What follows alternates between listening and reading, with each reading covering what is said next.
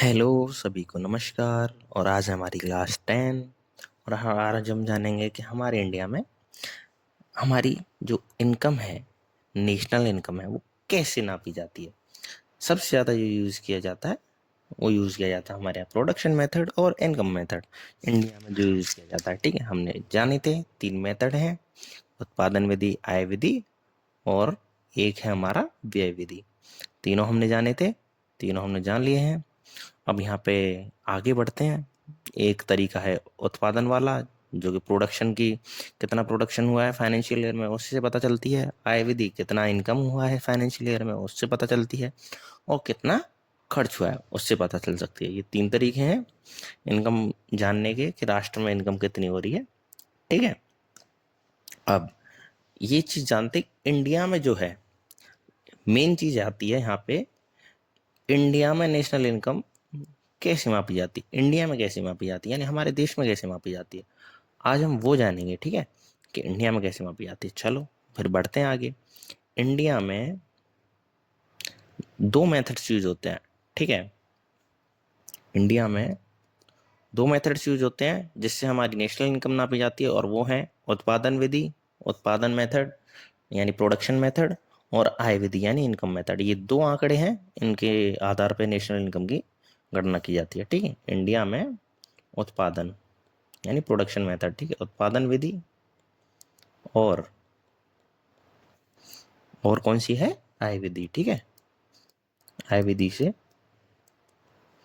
आय विधि के आधार पर, ठीक है, आधार पर नेशनल इनकम की गणना की जाती है। ठीक है। ठीक है, यहाँ तक समझ आ गया। अब यहाँ पे गणना तो हो जाती है। अब ये तो हमारा हो गया नेशनल इनकम। अब नेशनल इनकम में बहुत सारी चीज़ें होती हैं, जैसे GDP, NDP, GNP, NNP, national income पर, प्राइवेट इनकम पीआई जिसे बोलते हैं, पर्सनल इनकम, ठीक है, पीडीआई जैसे पर्सनल डिस्पोजेबल इनकम, ये सारी चीज़ें होती हैं, इनको भी जानना होता है। ठीक है। अभी कौन कौन सी हैं जानते हैं। ठीक है। तो सबसे पहले हेडिंग डालते हैं जीडीपी, कि भैया जीडीपी क्या है। जीडीपी क्या है भैया, जीडी है ग्रॉस डोमेस्टिक प्रोडक्ट। ठीक है। अब ये क्या है भैया, ये है सकल घरेलू उत्पाद। ठीक है। यहाँ तक समझ आ गया होगा आपको। अब ये है क्या, जीडीपी नापते कैसे हैं। चलो भैया जान लेते हैं जीडीपी कैसे नापते हैं। जीडीपी को नापने का इसमें क्या है, इसमें एक एक वित्तीय वर्ष में, ठीक है, एक वित्तीय वर्ष में जितनी कमाई हुई हो रखी है, जितना भी उत्पाद हुआ है, ठीक है, उनका एंड में उत्पादित सेवाओं और उत्पादित कोई भी वस्तु है, ठीक है, उनका जो साल के अंत में जो नापा जाता है उसे उससे उसे ही जीडीपी बोलते हैं, जो निकल के आता है, निष्कर्ष निकल के आता है। यानी कि एक वित्त वर्ष में, यानी फाइनेंशियल जिसे हम बोलते हैं, यानी 1 अप्रैल से 31 मार्च तक जो हमारा होता है, एक वित्त वर्ष में, ठीक है, उत्पादित, ठीक है, उत्पादित सभी, यहाँ अंतिम का मतलब है इस डेट के बीच में, ठीक है, अंतिम डेट तक 31 मार्च तक, ठीक है, सभी अंतिम वस्तुओं को, वस्तुओं तथा सेवाओं, ठीक है, तथा सेवाओं का मौद्रिक मूल्य, ठीक है, मौद्रिक मूल्य, ये होता है जीडीपी। अब ठीक है, अब इसमें एक चीज और है, ये पॉइंट जानने का है। इसमें जो देश से बाहर, इसमें देश से बाहर, ठीक है, देश से बाहर की जाने वाली ना गतिविधि जो होती हैं, की जाने वाली बिजनेस या गतिविधियां जिन्हें बोलते हैं, गतिविधि को शामिल नहीं किया जाता। ठीक है, गतिविधियों को शामिल नहीं किया जाता। क्यों, क्योंकि घरेलू क्या है, डोमेस्टिक यानी देश, सिंपल है, शामिल नहीं किया जाता। चलो ये समझ आ गया हमारे। ठीक है। अब ये चीज है, अगर कोई चीज देश से बाहर जो है तो वो जीडीपी में नहीं जुड़ेगी। ठीक है, चाहे वो आदमी हो चाहे वो कंपनी हो, इसका मतलब ये है देश से बाहर पैसा कमा रहा है। ठीक है। ठीक है, कोई भी उत्पादन, जैसे कोई फैक्ट्री है, इंडिया के बंदे की है, किसकी है, इंडियन की है, पर लगा कहाँ रखी है इसने, ये ऑस्ट्रेलिया में, तो ये इंडिया की जीडीपी में नहीं जुड़ेगा। ठीक है, इंडिया की जीडीपी में नहीं जुड़ेगा। ठीक है, चलो अब इतना जान लिया, चलो आगे बढ़ते हैं। अब जीडीपी का कोई फॉर्मूला तो होगा ना अपने का, है ना? जीडीपी का फॉर्मूला है, बिल्कुल है। जीडीपी का फॉर्मूला है C+I+G। और भैया ये क्या चीज़ है? सी का मतलब है कंजप्शन, यानी उपभोग, प्लस इन्वेस्टमेंट। ठीक है, कितना हुआ है साल में। और दूसरा जी, यानी गवर्नमेंट एक्सपेंडिचर, जिसे हम बोलेंगे गवर्नमेंट एक्सपेंडिचर, सरकार का कितना खर्च हुआ है। इन तीनों को जोड़ के जीडीपी निकल आती है। अब जीडीपी में है क्या? अब देखो जीडीपी में देखते हैं ना कि जीडीपी की ग्रोथ हुई, जीडीपी ग्रोथ हुई भैया, इतने परसेंट से हुई, इतने परसेंट से हुई। वो कैसे? अब जितना परसेंट से ये बढ़ेगा, जैसे पहले मान लो 3%, अब हमारी जीडीपी की ग्रोथ 3% से बढ़ गई भैया। 3% एक कौन किस हिसाब से नापा जाता है? देखो, ये 2011 के हिसाब से नापा जाता है। 3% उससे नापी जाती है, पिछली साल से नहीं नापी जाती, क्योंकि पिछली साल के आंकड़े सही नहीं होते। ठीक है, उससे सही पता नहीं चलता कि ग्रोथ कितनी हुई है, तो इसलिए 2011 के आंकड़ों से ही इसे मापा जाता है। ठीक है, अब एक चीज ये जो है ना, जो जीडीपी है, जो इंटरनेट जीडीपी, और एक एक चीज़ और मैं इसमें बता देता हूँ। ठीक है, जैसे कि देखो, जो आईएमएफ है, आईएमएफ, ठीक है, एंड वर्ल्ड बैंक है, ठीक है, वर्ल्ड बैंक की इनकी ओर से सदस्य जो, ठीक है, सदस्य देशों का जो इनके सदस्य होते हैं, ठीक है, इनकी ओर से इनके वर्ल्ड बैंक, ठीक है, इनके सदस्य जो है ना, सदस्य देश जो होते हैं, ठीक है, उन जैसे आईएमएफ है और वर्ल्ड बैंक है, इनके जो देश सदस्य हैं, सदस्यता जिन्हें मिली हुई है, ठीक है, ठीक है, इनके तुलना में आधार पर ही किया जाता है इसका जीडीपी का।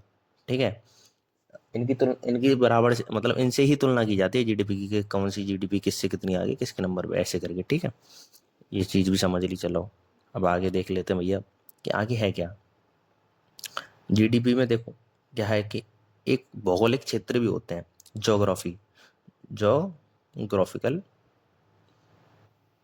ग्राफिकल क्षेत्र। ठीक है, एरिया बोल लो या रीजन बोल लो, जोग्राफिकल रीजन बोल लो।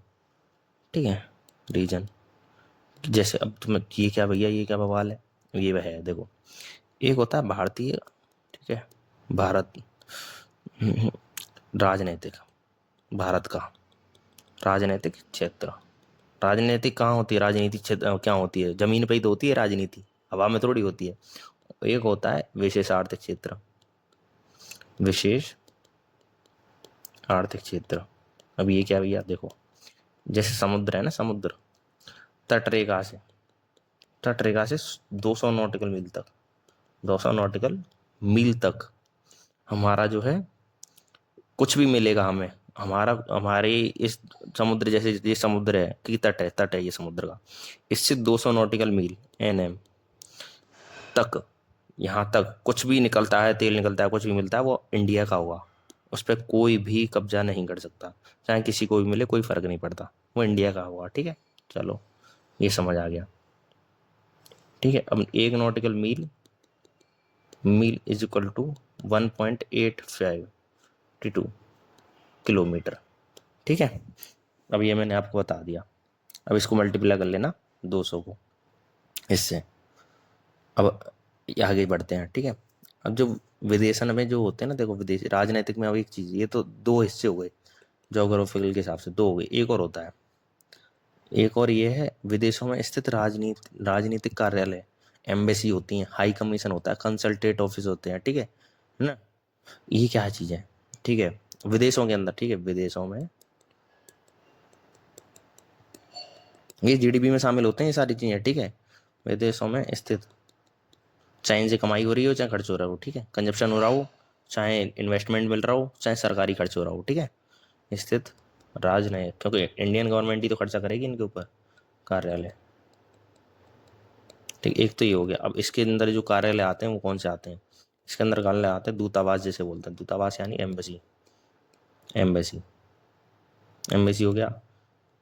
उच्च कमीशन, उच्च आयोग जिसे बोलते हैं, उच्च आयोग, हाई कमीशन, हाई कमीशन।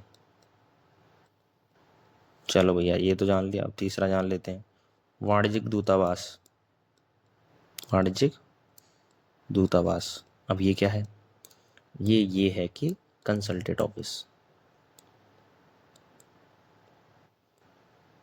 ठीक है।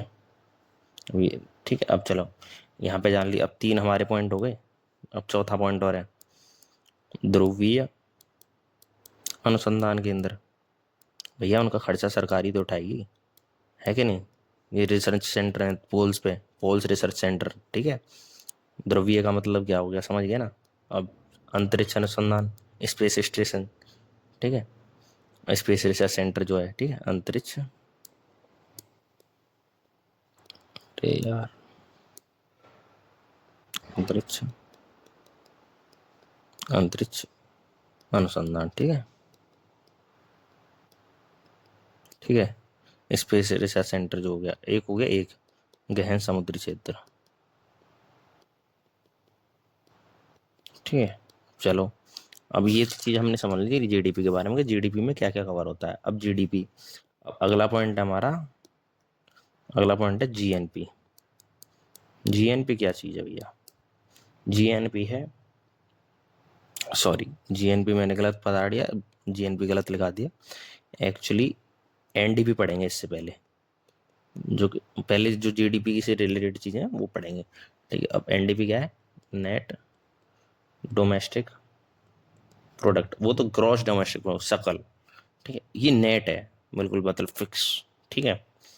नेट डोमेस्टिक प्रोडक्ट, अब क्या है कि जैसे कोई प्रोडक्ट का आपने खरीदा तो प्रोडक्ट को यूज़ करोगे तो आप प्रोडक्ट घिसता है, जैसे आप गाड़ी लेते हो तो गाड़ी के टायर घिसते हैं और उसकी वैल्यू कम होती है, ऐसे ही एनडीपी है। जो एनडीपी में क्या होता है, इसमें जो डेप्रिसिएशन होता है, एनडीपी को कैसे निकालते हैं, एनडीपी को, जीडीपी है ना, जीडीपी निकाल ली पहले तो आप, ठीक है। जीडीपी में से डेप्रिसिएशन, जो घिसावट जिसे बोलते हैं, डेप्रिसिएशन, घिसावट जिसे बोलते हैं, ठीक है, इसको हटा दो, ठीक है। गिसावट यानी मूल्यह्रास, यानी जो पैसा कम हुआ, ठीक है, सो एनडीपी निकल आएगी, नेट डोमेस्टिक प्रोडक्ट निकल आएगा।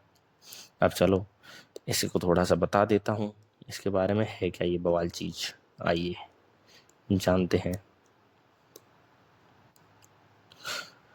आइए भाई साहब, इसका जैसे कोई भी संसाधन है उसकी टूट फूट हो जाती है, ठीक है, उसको ही डेप्रिसिएशन कहते हैं, या घिस जाता है उसी को डेप्रिसिएशन कहते हैं, इतना मैंने बता दिया, ठीक है। अब इसका निर्धारण कौन करता है, इसका निर्धारण कौन करता है, चलो मैं वो बता देता हूँ। इसका निर्धारण, ठीक है, इंडिया में इसका निर्धारण, ठीक है, इंडिया में केंद्रीय वाणिज्य एवं उद्योग, वाणिज्य एवं उद्योग, ठीक है, मंत्रालय करता है, ठीक है। अब चलो इतना समझ आ गया, ठीक है। यह एक सूची जारी करता है, ठीक है, जारी करता है, जिससे, ठीक है, उत्पादों में होने वाला, उत्पादों में होने वाला मूल्यह्रास, ठीक है, होने वाला मूल्यह्रास यानी डेप्रिसिएशन, मूल्यह्रास की दर तय करता है कि हर साल कितना मूल्यह्रास होगा, ठीक है, किसी चीज़ का।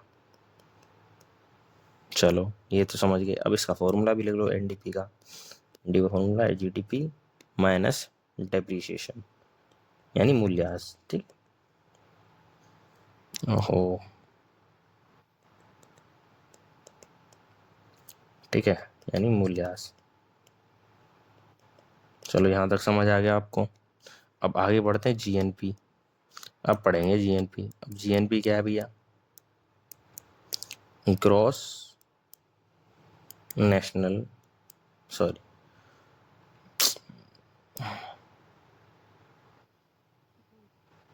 अरे यार, सही है, ग्रॉस नेशनल प्रोडक्ट, यहाँ तक समझ आया।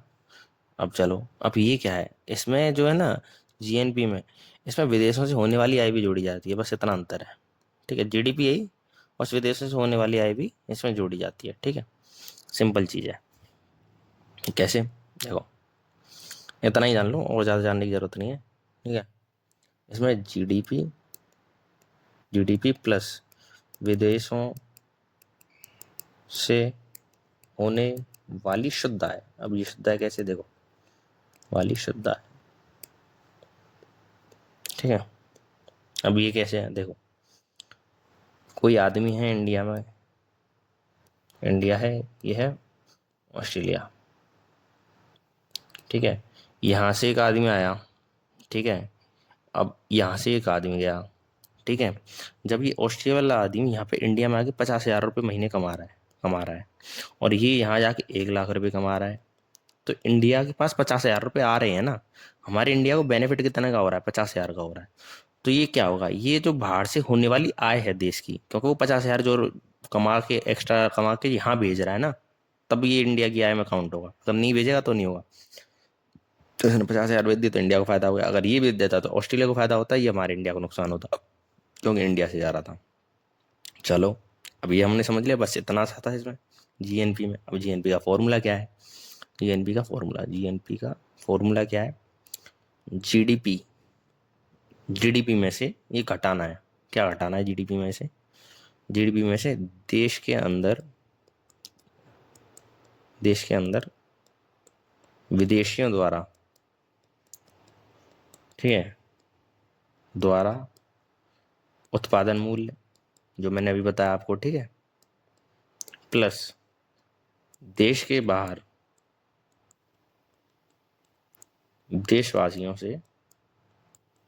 देशवासियों द्वारा उत्पादन मूल्य। अब ठीक है, अब इन शॉर्ट भी बता देता हूँ, GNP is equal to GDP. ठीक है, अब कैसे, देखो अब यहाँ मैंने माइनस लिखा है तो ये मैं समझ लेना माइनस है, नहीं प्लस ये है। ठीक है, पहली बता रहा हूँ। ठीक है, अब ये ऐसे है, यहाँ पे क्या है कि ये माइनस मैंने इसलिए लगा दिया क्योंकि जो देश से बाहर आ रही है, ये माइनस कर दो ये प्लस कर दो तो कोई ना कोई वैल्यू निकल के आ जाएगी। ठीक है, इसलिए तो ये मोड लगा देना। ठीक है, जो भी वैल्यू आएगी।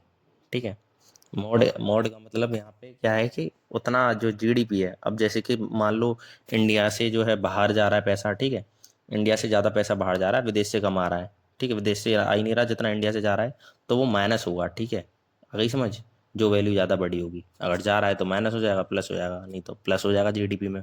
ठीक है, जीडीपी प्लस विदेश की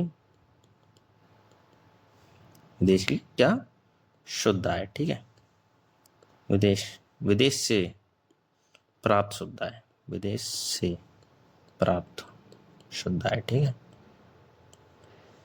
अब यहाँ समझ आ गया। चलो इसको x माइनस एम की तरह डिनोट कर लो। ठीक है, चलो अब यहाँ पे आ गया।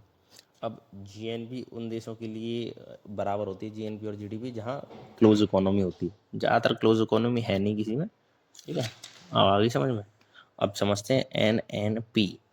ठीक है, अब एनएनपी क्या है भैया, चलो ये जान लेते हैं एनएनपी क्या है। NNP net national project, net national product. ठीक है, net national product, net national product हो गया एनएनपी। ठीक है, अब ये चीज़ है। अब एनएनपी क्या है भैया, देखो अब पहले हमने एनएनपी है, जो जीएनपी निकाला था हमने, जीएनपी में से क्या घटा दो, मूल्यह्रास घटा दो। अब जीएनपी में से मूल्यह्रास, अरे भैया मूल्यह्रास कैसे, पहले मैंने पढ़ा नेट जीडीपी में से एनडीपी कैसे निकालते हैं, तो उसमें भी मूल्यह्रास घट रहा था। अब एनएनपी क्या है कि भैया मूल्यह्रास घटा दो। अब क्या है मूल्यह्रास, यानी डेप्रिसिएशन घटा दो। अब ये क्या चीज़ है भैया, देखो इसमें क्या है कि एनएनपी, जब हम एनएनपी को ना देश की कुल जनसंख्या से भाग देते हैं, ठीक है, तो उससे देश की प्रति व्यक्ति आय का पता चलता है। ठीक है, अब समझ रहा है, अब लिख लो इसके बारे में। ठीक है, देश में जितनी जनसंख्या है उससे भाग दे लो। ठीक है, जब हम, ठीक है, पीसीआई निकल आएगी इससे, ये बात याद रखना। जब हम एनएनपी को देश की कुल जनसंख्या से भाग देते हैं, ठीक है, कुल जनसंख्या से भाग देते हैं तो हमारे पास क्या आता है, ठीक है, हमारे पास क्या आता है, तो उससे देश की पीसीआई पता चल जाती है, देश की प्रति व्यक्ति आय, प्रति व्यक्ति आय पीसीआई, ठीक है, का पता चलता है। अब समझ आया, ठीक है। ये प्रति व्यक्ति आय जो है ना, ये प्रति व्यक्ति वार्षिक आय होती है, ठीक है, ये बात याद रखना, ठीक है। अब चलो, अब एनएनपी कैसे निकल रहा है, फॉर्मूला देख लो इसका। एनडीपी नेट डोमेस्टिक प्रोडक्ट जो हमने निकाला था वो निकाल लिया, डेप्रिसिएशन हो गया ना उसमें से, ठीक है। अब चलो, अब इसमें क्या है कि एक्स माइनस एम, ठीक है, ये है।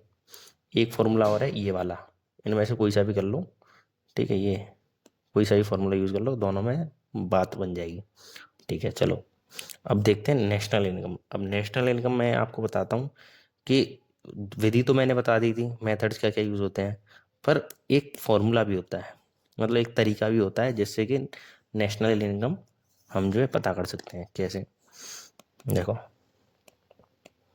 National income, NI, national income पता करते हैं। जो एनएनपी होता है ना, नेट नेशनल प्रोडक्ट, ठीक है, एनएनपी जैसे निकाल लिया, ठीक है, नेट नेशनल प्रोडक्ट, ठीक है, राष्ट्रीय उत्पाद, ठीक है, शुद्ध राष्ट्रीय उत्पाद में जो उत्पादित वस्तुएं होती हैं, मतलब जिनका वस्तुओं का उत्पादन हो जाता है, ठीक है, उन्हें वस्तुओं के बाजार के मूल्य, ठीक है, वस्तुओं के, ठीक है, उत्पादित वस्तुओं के बाजार मूल्य, ठीक है, लिए गए हैं, जिसमें अप्रत्यक्ष कर और सब्सिडी भी सम्मिलित होती हैं, ठीक है।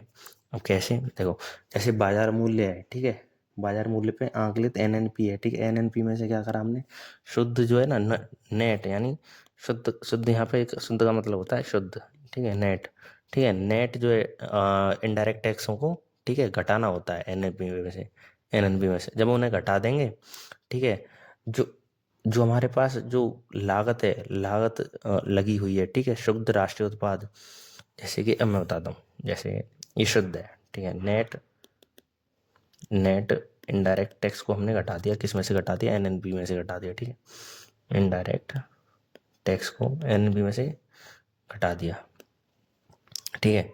जब हमने घटा दिया तो हमारे पास इस प्रकार ना जो ज्ञात मूल्य आएगा हमारे पास, है ना, वही है ज्ञात मूल्य साधन लागत पर शुद्ध राष्ट्रीय उत्पाद, यानी net national product at factor cost बोलते हैं उसे, ठीक है, अथवा नेशनल इनकम कहते हैं, ठीक है।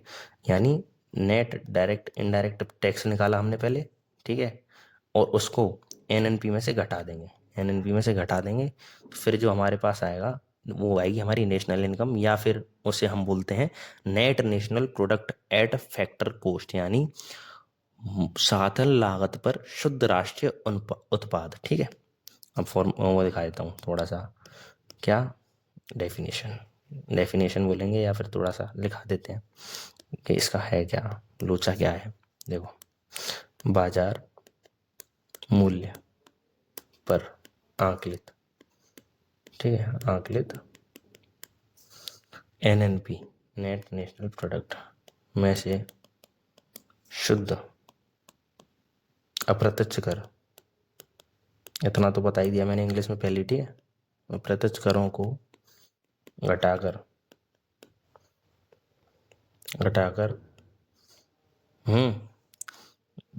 जो मूल्य आता है, प्राप्त होता है, ठीक है, प्राप्त हो, ठीक है, वही साधन, वही साधन लागत पर शुद्ध राष्ट्रीय उत्पाद, शुद्ध साधन लागत पर शुद्ध राष्ट्रीय उत्पाद, यानी नेट नेशनल, ठीक है, प्रोडक्ट एट फैक्टर कॉस्ट, ठीक है, ठीक है, अथवा नेशनल इनकम कहते हैं, ठीक है, अब समझ आ गई? चलो, इतना तो समझ आ ही गया होगा। अब इसके बाद क्या, इसके बाद एक और चीज़ है, इसे बोलते हैं, एक होती है प्राइवेट इनकम। भैया ये प्राइवेट इनकम क्या चीज़ है? जैसे कि जो एनजीओ वगैरह होते हैं ना, ठीक है, उनके द्वारा अर्जित आय को प्राइवेट इनकम कहते हैं। जो मतलब नॉन गवर्नमेंट ऑर्गेनाइजेशन हो, ठीक है, ये उसी को वो कहते हैं प्राइवेट इनकम, ठीक है। इससे ये पता चल जाए कि नेशनल इनकम का कौन सा हिस्सा निजी क्षेत्र को प्राप्त है, ठीक है, और कौन सा हिस्सा सरकारी यानी पब्लिक सेक्टर को प्राप्त है, ठीक है, इससे ये पता चल जाता है। अब एक चीज़ और है, पीसीआई। हाँ, पीसीआई मैंने आपको बता दिया, ठीक है। पीसीआई क्या है? पीसीआई जो है जो प्रति व्यक्ति आय होती है, पर कैपिटा इनकम होती है, इसमें क्या है कि जो साधन लागत है, ठीक है, साधन लागत पर जो नवल यानी निवल यानी शुद्ध शुद्ध राष्ट्रीय उत्पाद जो एनएनपी प्राप्त होता है, एनएनपी, ठीक है, या फिर जो नेशनल इनकम, ठीक है, इनको क्या है कि नेशनल इनकम को देश की कुल जनसंख्या से भाग दे दो आप, ठीक है, तो पीसीआई निकल के आ जाता है। क्या निकल के आ जाता है? पीसीआई निकल के आ जाता है। अब जब पीसीआई निकल के आता है तो इसकी गणना स्थिर मूल्यों पर की जाती है, ठीक है, जबकि प्रति व्यक्ति मौद्रिक आय की गणना चालू मूल्य पर की जाती है। अब ये क्या चीज़ होते हैं? ये दो तरह के होते हैं मूल्य। जैसे कि स्थिर कीमत, मैंने आपको बताया था ना कि 2011 से हम आंकड़े लेते हैं, तो स्थिर स्थिर कीमत हो गई 2011-12 की, ठीक है। और जब आई अस्थिर कीमत जो है कि पिछले साल की है, ठीक है, जैसे कि हमने 2026 चल रही है, तो 25 की ले ली, ठीक है, 24-25 की ले ली, तो उससे उससे जो है हम कंपैरिजन करेंगे तो एग्जैक्ट नहीं पता चल पाएगा, क्योंकि वो अस्थिर आंकड़े हैं, स्थिर आंकड़े नहीं है, ऐसे करके, ठीक है। तो अभी क्या है, जैसे ये जो राष्ट्रीय आय है भारत में, प्रति व्यक्ति शुद्ध राष्ट्रीय आय, ठीक है, भारत में प्रति व्यक्ति शुद्ध राष्ट्रीय आय, ठीक है, नेट नेशनल इनकम, ठीक है, 2014-15, ठीक है, 2000, अरे यार, 2014-15 में, ठीक है, 2014-15 में, ठीक है, 2014-15 से, ठीक है, 2014-15 से 72,805 से बढ़ के, ठीक है, 2023-24 में जो है ये हो गई थी, कितनी हो गई थी यहाँ पे, 10,67,000, सॉरी, 1,06,744 हो गई थी, ठीक है। आगे समझ, 1,06,744 हो गई थी। अब समझ आ गया। और जबकि चालू मूल्यों पर 2023-24 में अंतिम मतलब अंतिम अनुमान कहते हैं इसको, 2023 में चालू मूल्यों पर, ठीक है, प्रति व्यक्ति आय बताई गई थी चालू मूल्यों पर, 2023-24 में, ठीक है, 23-24 में 1,84,205 रुपीज़। देख रहे हो कितनी अंतर आ गया, इसलिए इसे माना जाता है, ठीक है, रियल आय, ठीक है। अब हम कल पढ़ेंगे यहाँ पे, कल क्या पढ़ेंगे हम यहाँ पे? पढ़ेंगे टैक्सेशन, टैक्सेशन पढ़ेंगे, ठीक है, टैक्सेशन यानी कर, ठीक है, जो टैक्स लगते हैं, ठीक है। कल हमारा ये नया टॉपिक हुआ, और तब तक के लिए बाय बाय। आराम से पढ़ो, मौज लो, ठीक है, और ठीक है, वीडियो में कमेंट कर देना जो भी नीचे बात हो, ठीक है, तब तक के लिए बाय बाय।